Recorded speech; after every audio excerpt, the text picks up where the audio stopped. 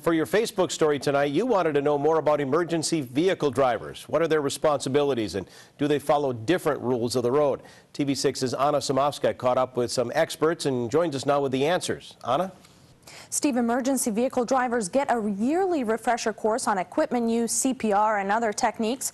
But one thing they're not always required to brush up on is their driving skills. And it's actually one of the most important things in their daily duties.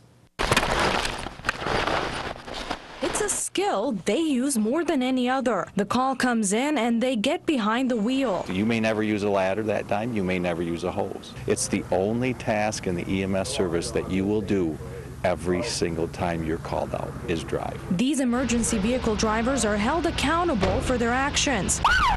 But if you hear this and see this, they get special privileges. On Facebook, Riley Purcell writes, "I think emergency vehicles with lights and sirens activated are merely requesting the right of way. They cannot just simply disregard traffic control devices." Experts say that's true, but under state law, in an emergency, drivers can exceed the posted speed limit and roll through a red light or intersection if other cars have stopped or pulled over. When an emergency occurs, time is critical, and it's important to get there as fast as possible, but also to get there as safe as possible. But there's some rules they can't break, and some say it happens more than it should. Everybody will tell you they wear their seatbelts. It's not the case, because we actually witnessed it here, where several of them left on a call out last night and didn't have their seatbelts on. It's a case of responsibility. Classes like this one target the mindset of these everyday heroes. What this class does is, first of all, explain the laws